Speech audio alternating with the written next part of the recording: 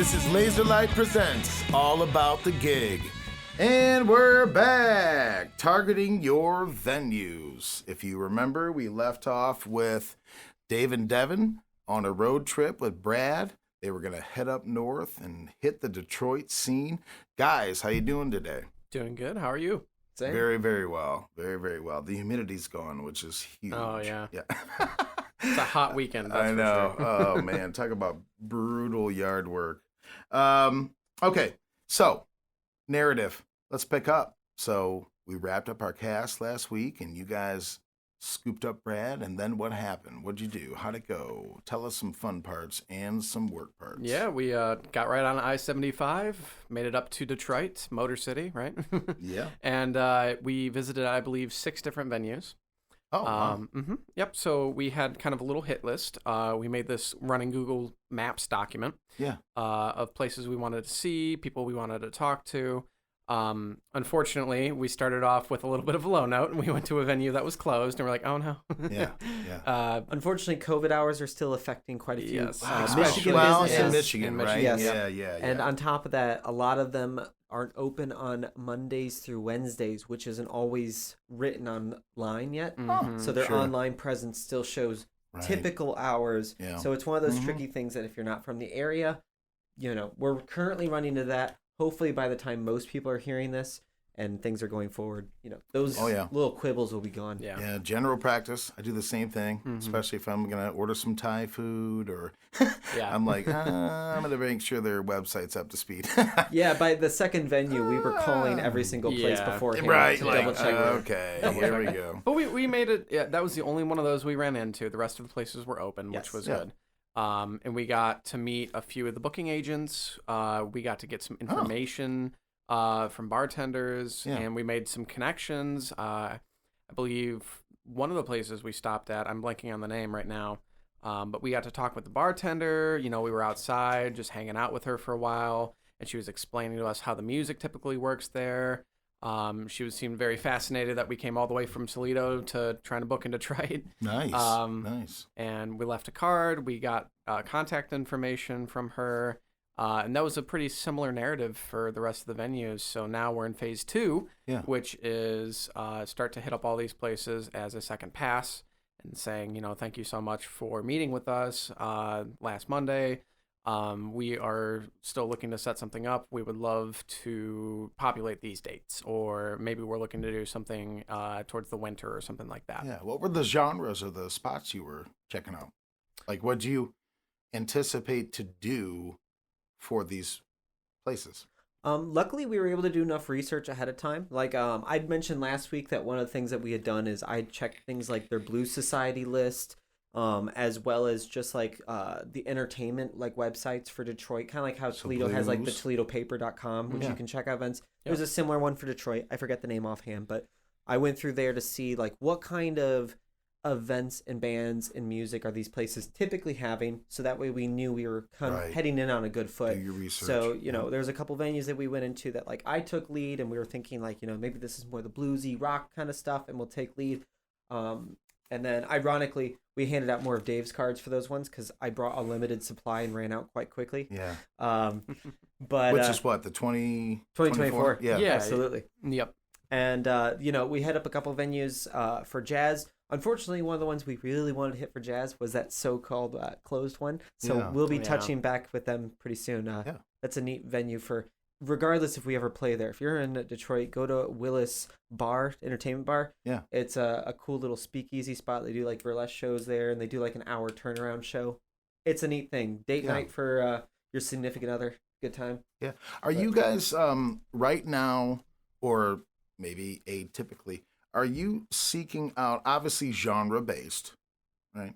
Are you seeking out a dining experience type venue that wants the ambiance or that background aesthetic, or right? I mean, it's kind of varied. Really, we are no strangers to that. There used to be quite a few venues right here in Toledo, and there still is, where we are very much like the dinner band. very volume conscious. One of those things where if somebody wants to tune in, they can kind of stop their conversation at their table and look up and hear what we're doing. Or if they don't want to do that, they can plow forward with their conversation and they don't have to raise their voice, Mm-hmm. So that's something that we're very used to doing, and that can be a tricky thing for bands to master is volume control.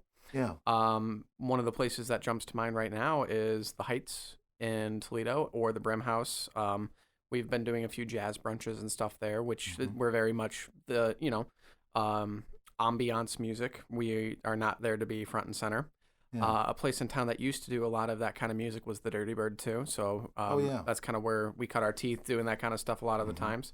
So are we seeking it out? Sure. Yeah. If a place wants it, we'll definitely provide it. So these places up north, they were more social hour time.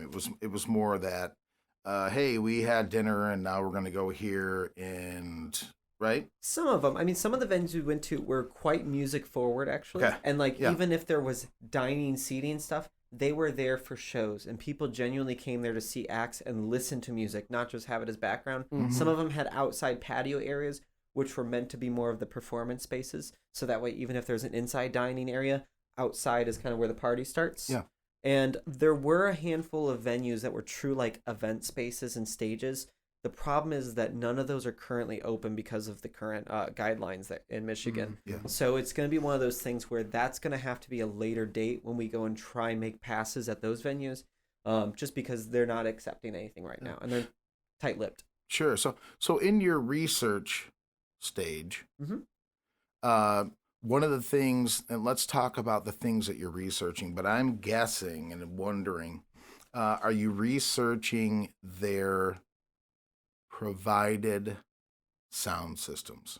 Are you diving into here at this spot? I'm bringing my gear. I'm bringing everything we need, or did you seek out some spots that may have, like you said, who's been there before, right? And those type of things. But what's the setup? Do you find that information is readily available, or is that more once you get there? No, yeah, they're not going to put that on their website or anything like that. Interesting. Those are the kind of questions that I start asking after the gig is on the books. Or during the visit, or you're there, you're on the spot. Well, if I'm there on the spot, I'll take a peek. Sure. See what's around, sort of thing. Yeah.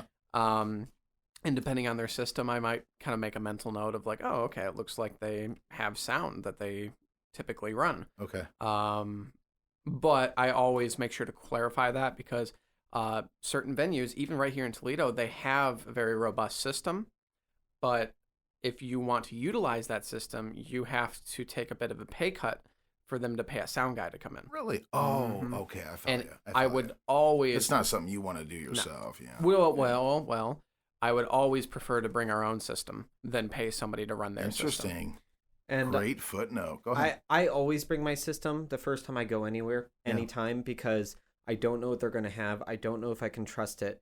And the truth is that if the venue doesn't force a sound guy on me, I almost always prefer to do my own sound. I don't want to dig myself a grave here by saying this, but most local bar sound engineers are normally not of the highest caliber, partially because they're rarely paid very well either for what they're doing. Why do you think they're even assigned to that role then? I hear what you're saying exactly. I'm sure that the bar owners don't notice the difference. And the thing is, they might be able to make something sound okay out front, but very often they have limited knowledge of how to allow a band to play they would like to play and still feed them back the information they want. Yeah. Most engineers I know, they go on the assumption that is if we can get the band as quiet as possible so I can control it all up front, then there won't be any feedback. Yeah.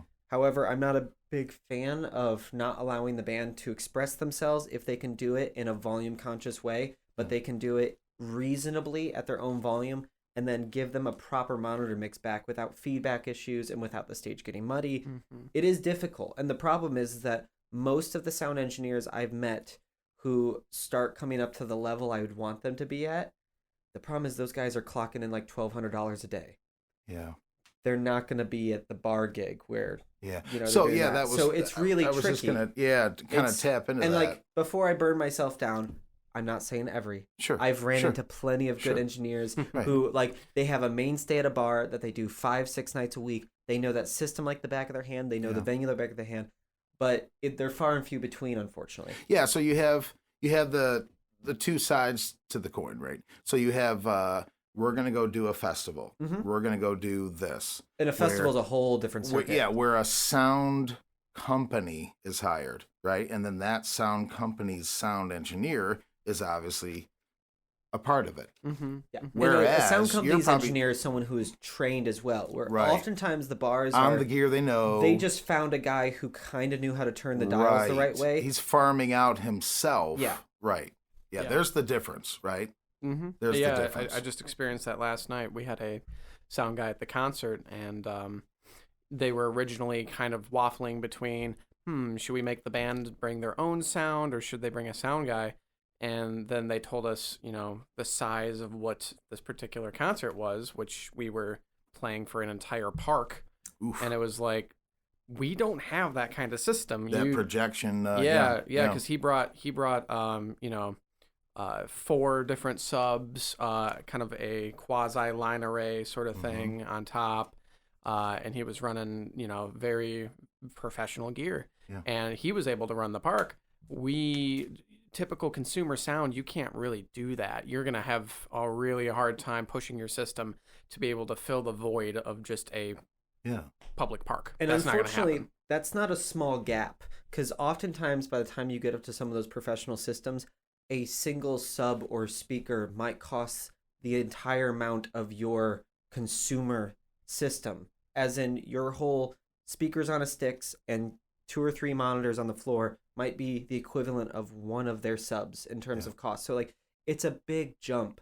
And sometimes when you have a venue like that, it doesn't matter what you think of the sound guy. You can't possibly get the job done. So you're at the mercy of what's ever going on. With gear. Get the job done with gear. Yeah. And even though this isn't a personal thing that I've experienced, I know that a lot of touring groups sometimes who also have slight issues with like monitor engineers and things like that, and they trust that an engineer can make it sound good out front, but they're worried about what they'll get back, especially if they're not the headline band, where the headline band gets all the attention and you get 3 minutes to sound check. What some of those groups will do is they'll build their own, say, in-ear system or something like that, where they can tap off. What kind of system? In-ears. In-ear. Oh, in-ears. In-ear systems. Okay. So they'll build their own system that can tap off the feed of the main system, and then they get the same exact performance in their ears every show, every time, and they just let the engineers take care of whatever's out front. And they say, you deal with that, but we got our own thing covered. Yeah, to hear ourselves and make sure we're delivering on point. And that's not a cheap system either. I think one of the cheaper end systems I've seen someone build is like, it's under 10,000. When I say that, $10. Yeah, $10. Yeah, I mean, come on now. It's wireless systems are expensive, and when you're on tour and stuff, they're not going to let you run a bunch of lines all over the stage and things. So you have to make it compact, wireless probably, and do it the correct way. But there are ways of people doing that. But that's a bit of a side tangent. Yeah. So, takeaway: if you recognize that a venue does have its own system that can be offered to you, and you qualify that system as usable, right? Or even better, do you then suggest, ask, request that we utilize your system however we want to manage your system? Or do you ask, we have a sound engineer, he'll come in and he'll, okay, well, is that his career? Is he, so how do you, I guess to the listeners, they've done their due diligence. They've discovered that a place has a system. They feel that the system is accommodating, right? Do you want to put forth that you would like to operate that? Well, what I would say in a situation is most of the time when there is a engineer already there and they're part of the package, like I'll use a local bar as an example. Like 145 has an X32 board, and they've always had a sound guy there. Okay. And they've had different sound people there. I have no real opinions about that. But what I would say is, for some reason, if I wanted to run it myself and I was making kind of a big stink about that, I would choose not to do that, because I know that there's a very, very high chance that that sound engineer has a way better relationship with the booker than I do. And for me to be putting that person out of work every time I play there, and they're out $50 to $100 every time I want to show up, that person might start turning around and being like, they weren't really that good, you don't have to hire them, or like, I'm not going to start a beef with a guy over his job and his livelihood. So in a situation where they have a stable person, I'm going to allow that person to do their job, and I'm not going to get in the way. Now, if there's a system provided, I'm just assuming it's free reign to use, and normally it is.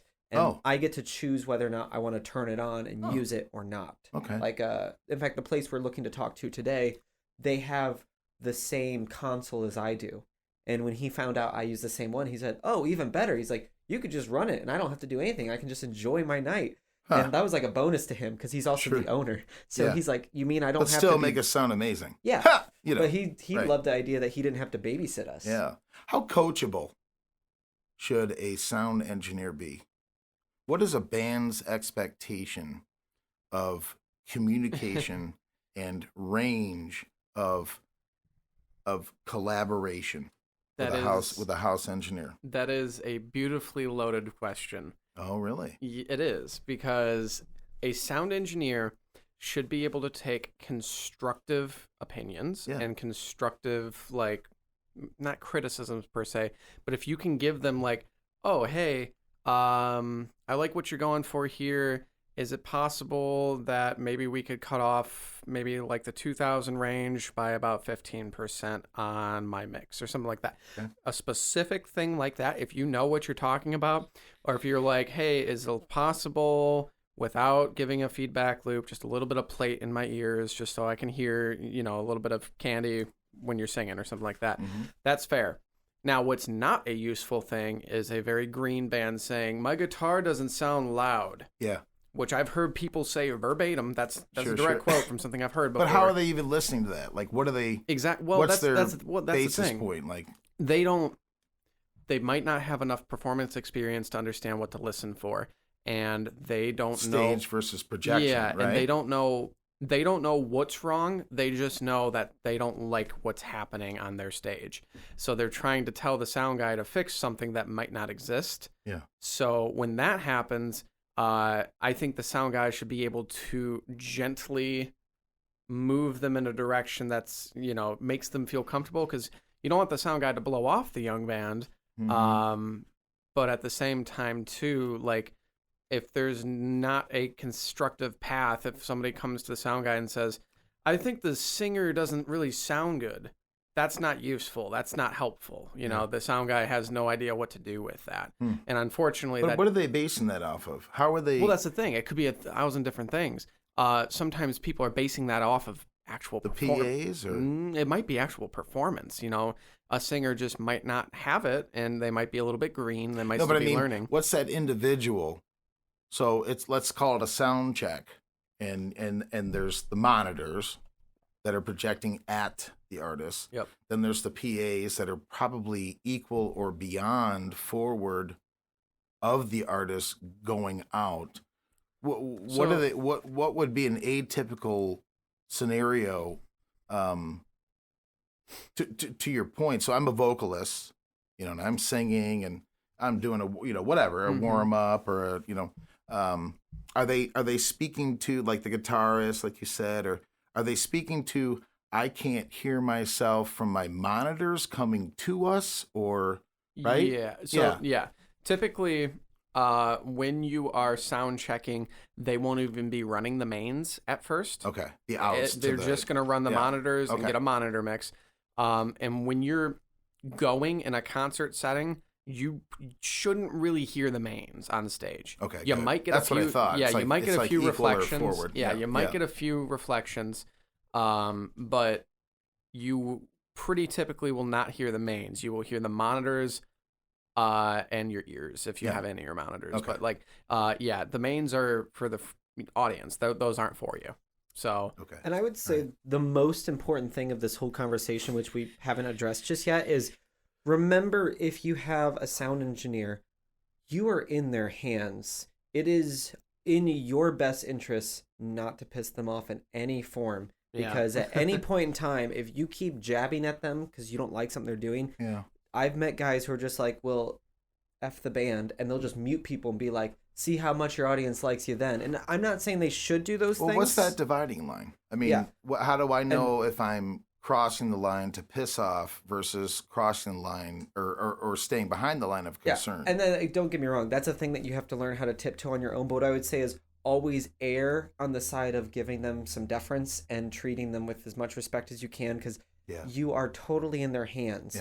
And if they decide to if they turn off your monitors and you can't hear yourself anymore, there's nothing you can do about it. And so you want to be polite, especially if you happen to think, it doesn't mean it's true, but if you happen to think you know more than they do, you should be careful with how you go about asking for things, because you don't want to come off as arrogant and that you don't think they're competent. Even if that's what you think, that's not how you approach it. And it's like going with what Dave said, being very specific about constructive criticism. Hopefully, if you've done your homework, you can say like, I'm just a vocalist. All I care about is me coming back. Like, I'm the stereotypical guitar player. I want my vocal and my monitor. And guess what? I don't need anything under like 200 hertz. Like, I don't even need the low end part of my voice. I just don't need it. It'll muddy up the stage. It'll make it harder for you to push the volume without feedback. Like, just give me like that telephone signal of like 2.5K and like cut everything else out of it and beam that as loud as you can give it to me without feedback. Let me hear that, and then I'll back you down from there. And if they'll let me do that, I'll do that, and then I can use my mic the way I want to use it and things. And at that point, I'm being very straightforward with, that's all I want. Please, if you can do that. But I'm being very specific about it, and I'm not doing it in a way to talk down to them. Because demeaning or whatever. You are in their hands. They can make you sound terrible. And if there's someone in the audience you wanted to impress, they could ruin that night for you. That opportunity is lost, So, question. So, okay, now, you've discovered a venue that has its own system, its own setup, provides its own sound engineer. Now, what does that mean as far as the systems there, but what are we still bringing? Does that mean when a place says we have our own board, we have our own PA, we have our own, well, maybe it stops there. So they probably have their own board. Not probably, but obviously they have their own board. They have their own PA. Does that mean that's then where you, the artist, come in with your own monitors, with your own miking systems? No, okay, not. That's what I wanted to kind of dive into. So I'm in a band. We're just tapping into this, and cool, they have their own this, and then they have their own sound engineer. What am I still bringing? Am I bringing mics and cords for all of No. If they tell you they have a sound guy and they have sound provided, we assume that means all live sound is provided. Even for the drums. Whatever all the miking whatever the instrument is, basically. when the instrument produces its sound, they capture everything after. Your voice is sound. They capture that. Your guitar is sound. They capture that. Should you be asking that question? It's implied. Is it an obvious that you should not consider obvious? It's implied that you are bringing your amplifier, your guitar, and that's it. Now, if they specify that they have a backline. Not even your own mics?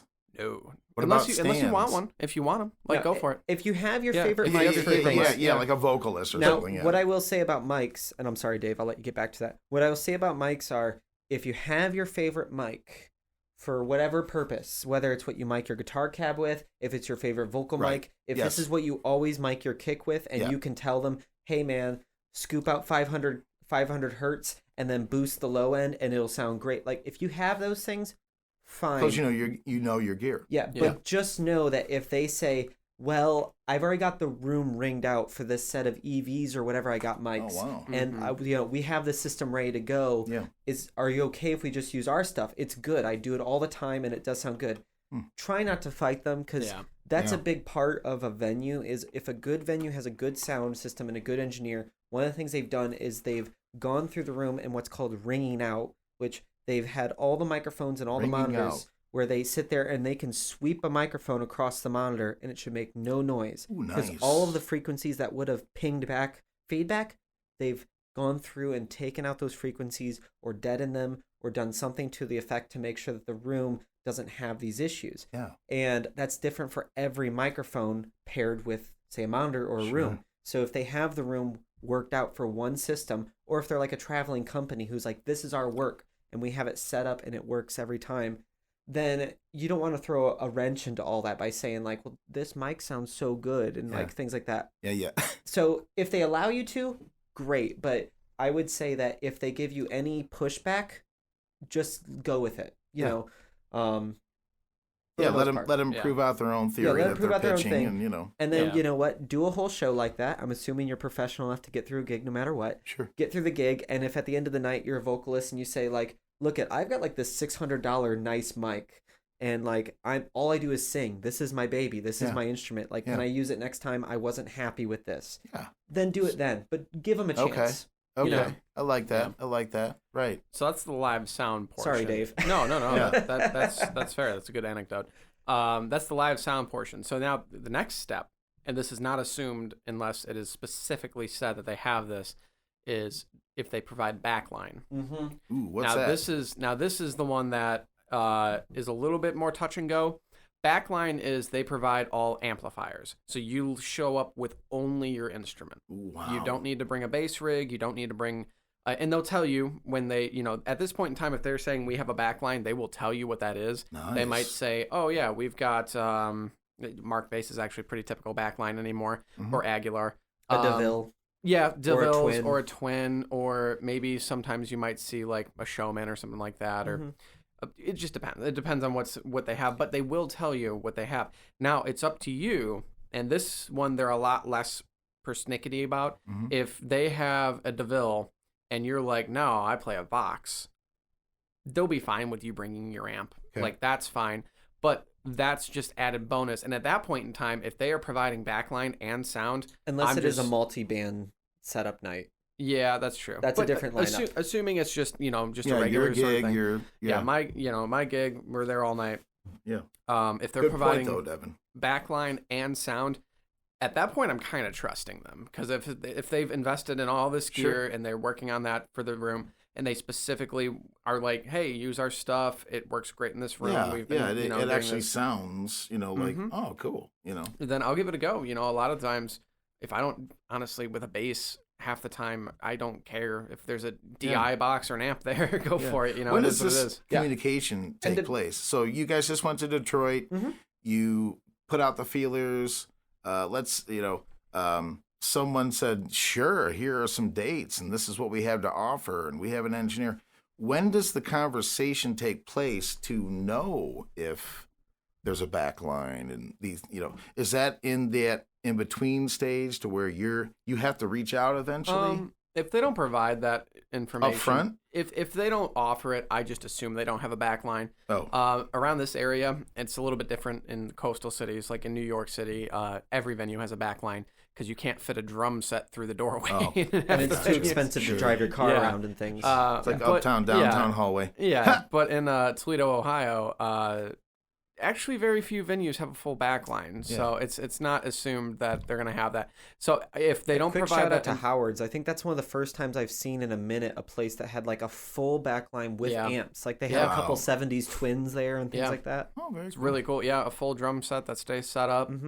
So the takeaway is a backline is an even greater evolution to that whole thing. And honestly, it makes me more inclined to be a little bit more negotiable my price point, because I know I have zero setup time. I show up at this point now 20 minutes before the gig starts, where it used to be an hour and 20 minutes or an hour, Now I show up in 20 minutes before the gig starts, tune my instrument, plug in, and say, here we go. Yeah. Because there's going to be very little sound checking necessary, because all that stuff has been qualified and all that stuff is ready to go. They've worked with it for many different shows. The most you're going to do is a line check, make sure that everybody's happy with their mix, and away you go. Awesome, man. What I would add as a small caveat, and this is a side tangent, is specifically to guitar players I'm speaking right now, but this applies to everyone and their instruments, is find out what the typical backline gear is for your instrument. Like I know for guitar, it means like Hot Rods, DeVille's, like the Hot Rod series from Fender, or like old Twins, and sometimes Marshalls if it's more of a kind of a rock venue.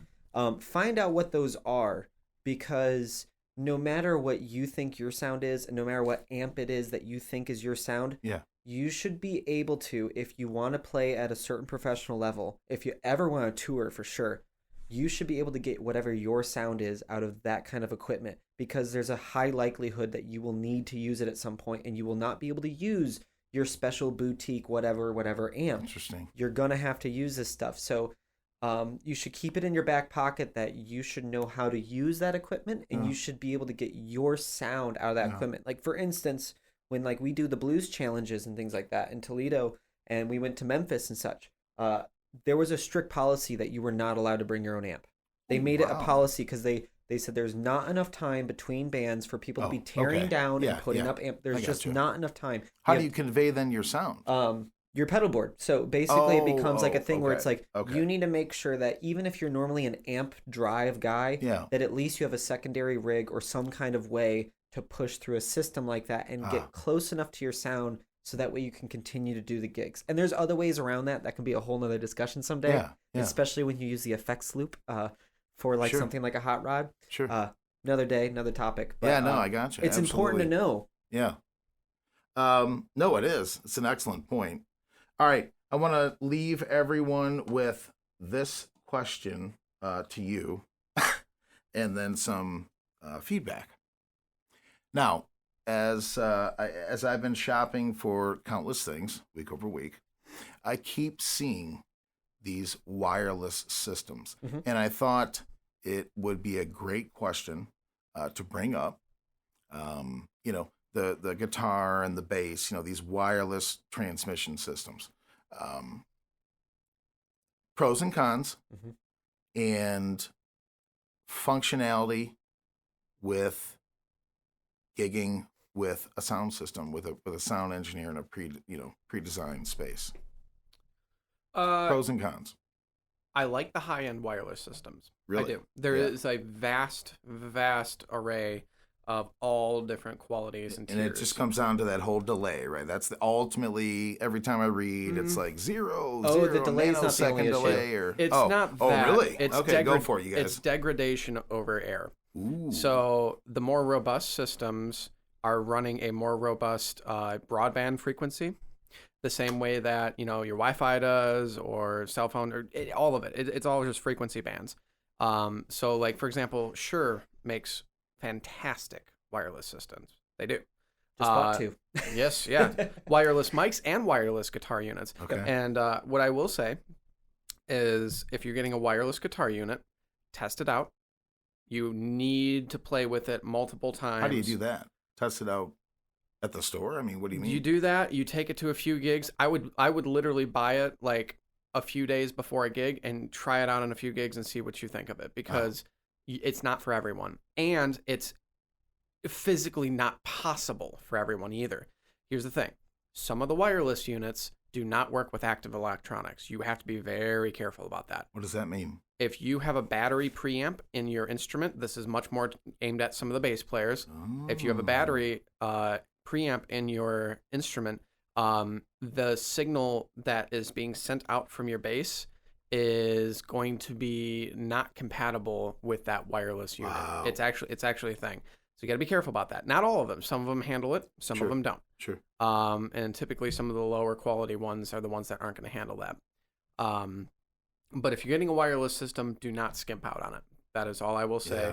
They have gotten the cheaper ones a lot better in recent years. But if you don't want signal degradation, if you don't want, radio frequencies being picked up by it. No, I remember there was this. Wow. I'm serious. Yeah. I remember. I had Trucker CB radio coming through one time. Yeah. Oh my God. Yeah. It's awesome. It's a whole thing. Yeah. That remix. Some of the old school fuzz pedals, they would pick up radio stations. Oh my God. I was at a rehearsal a few weeks ago, and the guitarist I was playing with had a old fuzz pedal, and it was playing mariachi music through his amp. Oh my God. Oh my God. I'm so glad I asked this question. No. Wow. So pros. Let's talk about the good. They are an awesome way to be able to move around the stage uninhibited. Right. It's kind of a neat stage trick to be able to go out in the audience. Oh, yeah, sure. It's great to be able to have one of your band members go out into the audience and listen to how your mix is sounding. Oh, yeah. Chip. Yep. But to me, that's one more point of failure.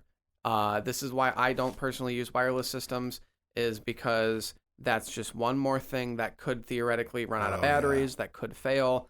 And being a bass player, it's not like, oh, I'll just lay out for a little bit. This is meant to be the drums and bass thing, like a guitar player could do, theoretically. Sure.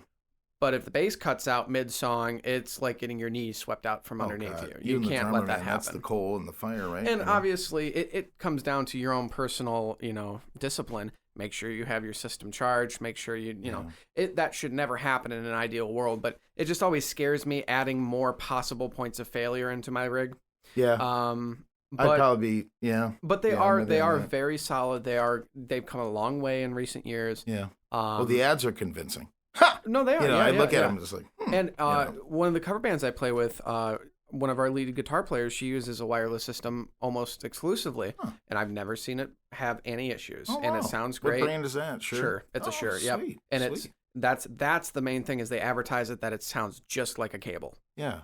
Well, that's what they're trying to do, because by creating information packets that are being sent over the air. Mm-hmm.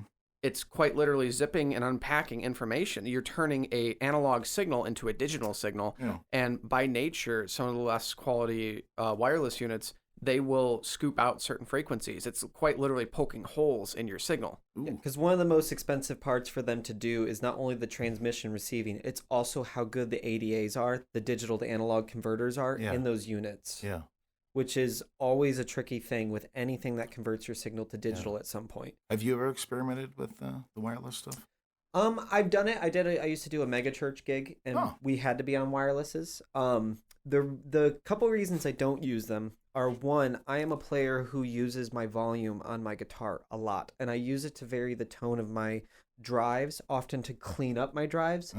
I've seen that countless times. A lot of those features, especially if you think about things like fuzzes and certain overdrives that, not to get in the weeds for some people, but things that depend on the impedance signal of your guitar pickup relationship to hitting a pedal, those are not transmitted through the wireless. It does not affect the impedance, which is the inductance of the cable, how it adjusts as you adjust a potentiometer on a guitar. Yeah. So those things cannot happen with a wireless. So if you're into like vintage tones, there are certain things that you just cannot limitations. But if you're doing kind of more modern music and such like that, where your guitar's up all the time, you're probably using a volume pedal later on the signal, it makes more sense.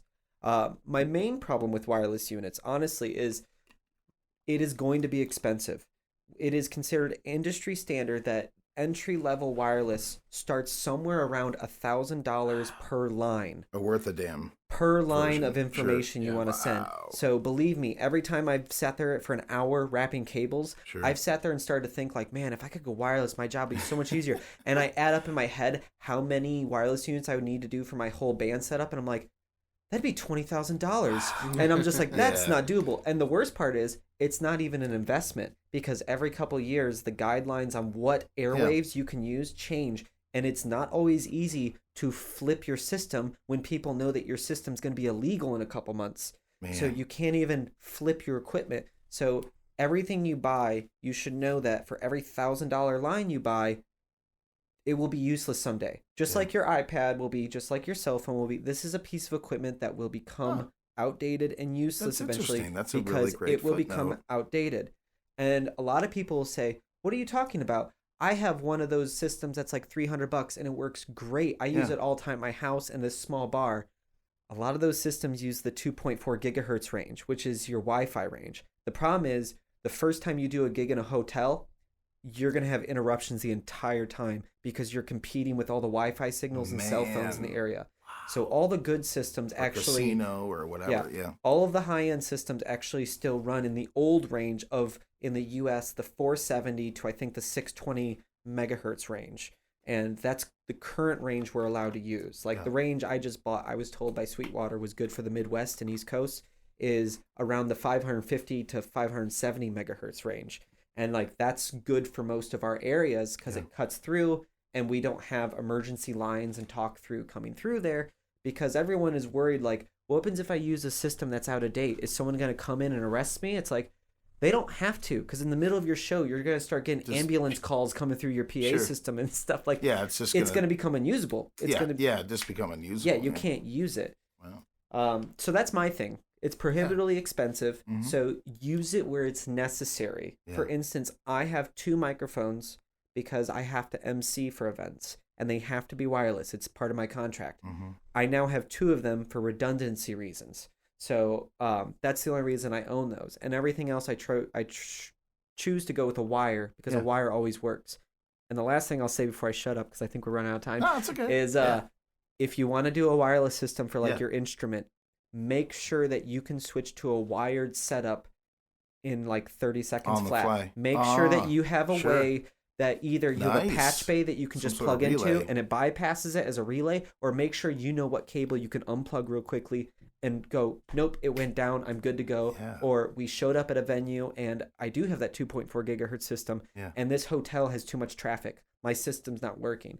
Yeah. Make sure you can get around it quickly and effectively so that way you don't get hampered by it. Yeah. Well, there you have it. You heard it. That's what's up. Buy lots of batteries. Yeah, exactly. Go to Costco, buy the big pack. And charge your gear. Yes. It's got an internal battery. More to think about for targeting your venues, questions to ask, things to consider, planning ahead, all the good stuff. Guys, excellent feedback. And we even dipped into a little bit of gear stuff, which we always do because I can't help myself. So. I can't help myself either. I appreciate it. All right, from all of us here at Laserlight, we're out. This has been Laserlight Presents All About the Gig.